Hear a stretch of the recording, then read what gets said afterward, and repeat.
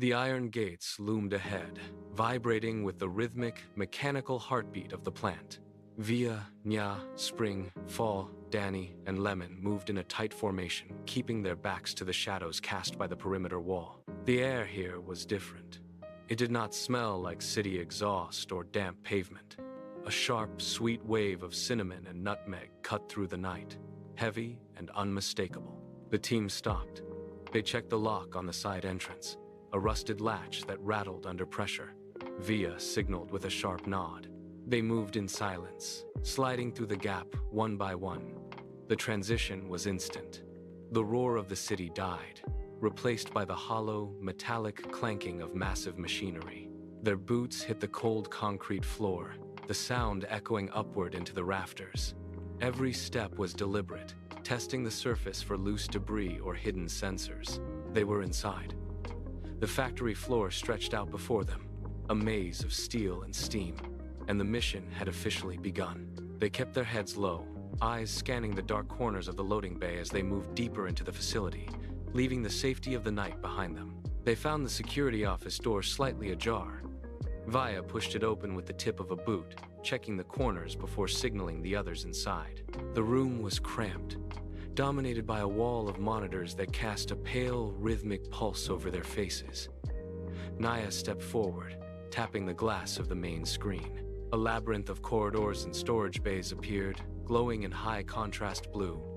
The team huddled close, their breathing synchronized as they traced the path. Danny pointed to the restricted bay, a section marked in red that sat isolated from the primary grid. The decision was immediate. They did not speak. They used hand signals to confirm the split. Nya, Spring, Fall, and Danny turned back toward the main production line. Lemon and Via lingered for a second longer, memorizing the route to the storage bay before slipping out into the hallway. The group divided, their footsteps diverging into the dark corridors of the facility. The plan was set. The team was now two separate units, each moving toward their respective objectives, leaving the security office empty and silent behind them. Lemon and Via moved through the restricted zone, their boots silent on the metal grating of the catwalk. The air grew thick with the scent of spices, so heavy it felt like a physical weight in their lungs. They reached the end of the corridor and found a heavy steel door, unmarked and reinforced. Via pressed her ear against the cold metal, listening for the hum of machinery or the shift of guards. Nothing. She turned the handle, and the door swung open without a sound. They stepped inside, expecting crates or equipment, but the room was different. It was a lounge, incongruous and quiet. Plush chairs sat arranged in a semicircle, facing a wall-mounted television that flickered with the static of a live game.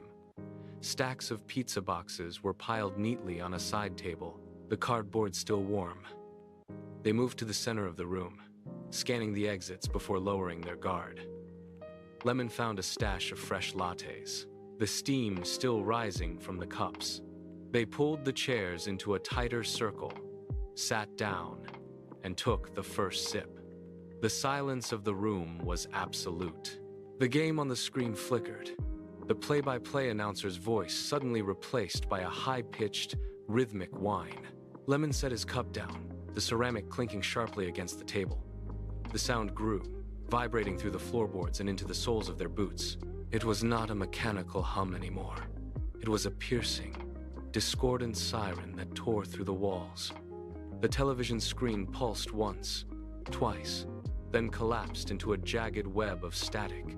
A red banner sliced across the center of the display. Unauthorized entry detected at Gate 4. The words burned against the dark background. Via stood up, the chair scraping harshly against the concrete. She moved to the monitor, her fingers hovering over the interface, watching as a dozen red dots swarmed the perimeter map. The cozy atmosphere of the lounge evaporated, replaced by the sharp, metallic tang of ozone and the heavy, rhythmic thud of boots hitting the factory floor outside. Via grabbed her gear, her movements sharp and decisive. The screen flashed again, showing the mob surging past the outer security checkpoints. They were inside. Every muscle in their bodies tightened, shifting from the stillness of the lounge to the raw, kinetic energy of a crisis. The alarm continued to scream, a relentless, pulsing warning. Nya, Spring, Fall, and Danny sprinted toward the main production line, their boots skidding on the slick factory floor. The hallway ahead was already vibrating with the rhythmic, heavy thud of the encroaching mob.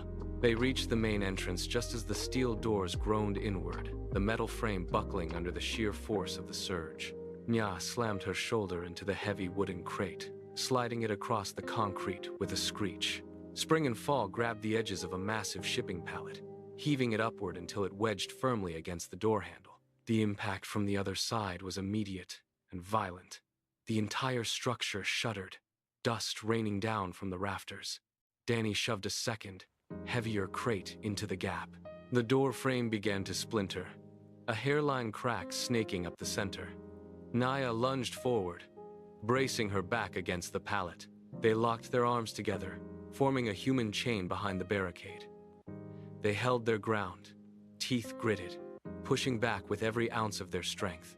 While the main hallway groaned under the weight of the assault, Lemon and Via slipped into the shadows of the storage bay. The air here was still, thick with the scent of roasted beans and sugar. They moved with deliberate, measured steps, avoiding the patches of light. A heavy set of boots clicked against the concrete floor just outside the bay entrance. Lemon pressed his back against a stack of crates. They held their breath, watching as the beam of a flashlight swept across the floor, missing them by mere inches. The patrol moved on, their voices muffled by the distant rhythmic thudding of the barricade struggle. Lemon exhaled, a sharp, silent release of tension. He gestured to the crates of pumpkin spice lattes stacked against the wall. They worked with surgical precision, sliding the containers onto the cart. Each movement was calculated, a dance of efficiency in the dim light. Via checked the hallway one last time, confirming the path was clear. She gripped the handle of the cart, her knuckles white, and nodded. They began to move, their footsteps barely audible, sliding deeper into the darkness. The loading dock door groaned as Via pushed it open, the cold night air rushing in to meet them. They rolled the cart over the threshold, the metal wheels clattering against the uneven asphalt of the parking lot. The car sat under a single, flickering lamp, its trunk already popped open. Lemon grabbed the first crate, his arms straining. Suddenly, a beam of light cut through the darkness from the main entrance. A security team had broken through the perimeter. Via lunged for the second crate, her fingers slipping on the smooth plastic before she gripped the edge. Lemon slammed the trunk shut, the metallic thud ringing out like a gunshot in the quiet lot. The engine roared to life, a sudden, violent sound that shattered the stillness. She threw the car into reverse. They were out, the darkness of the road ahead swallowing them whole. Back at the main hallway, the barricade shuddered under a fresh wave of force. Nya braced her shoulder against a heavy wooden pallet, her boots skidding on the polished concrete. Beside her, Spring and Fall drove their weight into the stack, their breath coming in ragged, shallow gasps. Danny stood at the edge of the gap, eyes fixed on the shadows where the intruders surged forward. The air was thick with the smell of dust and sweat. A heavy object slammed against the barricade, sending a spray of splinters flying. Nya gritted her teeth, pushing back with every ounce of strength left in her limbs. The intruders hammered at the wood, their shouts rising in a desperate, dissonant chorus. Then, the pressure shifted.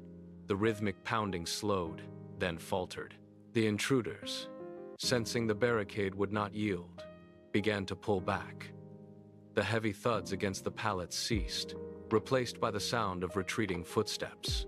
Nya let her forehead rest against the cool, splintered wood, her body trembling with the sudden release of tension. Spring and Fall slumped to the floor. They had held the line. The intruders were gone, swallowed by the night outside, leaving the defenders in the quiet, hollow space of their hard-won victory. The car pulled into the driveway, its headlights cutting through the dark, quiet street. Via killed the engine, and for a long moment, nobody moved. The silence inside the vehicle was heavy, broken only by the ticking of the cooling metal. Then, the doors opened. One by one, they stepped out onto the pavement, legs stiff and movements slow. They walked toward the house, the porch light casting a soft, yellow glow against the siding. Nya reached for the handle, turned it, and pushed the door wide. The air that greeted them was thick, heavy with the scent of cinnamon, nutmeg, and roasted pumpkin. It was a sharp, welcoming contrast to the cold, metallic smell of the factory. Lemon and Via were already inside, sitting on the sofa with their feet up, a row of crates lined up against the wall like trophies. Nya, Spring, Fall, and Danny dropped their heavy bags by the entryway, the thud of equipment hitting the floor echoing through the room. They moved into the living room, sinking into the soft cushions of the chairs. The tension that had held their shoulders tight for hours finally began to bleed away. They reached for the cups sitting on the coffee table, the ceramic warm against their palms. No one spoke. They simply sat, surrounded by the heat and the spice, watching the shadows of the room settle into place. The mission was done. The night was over. They were home.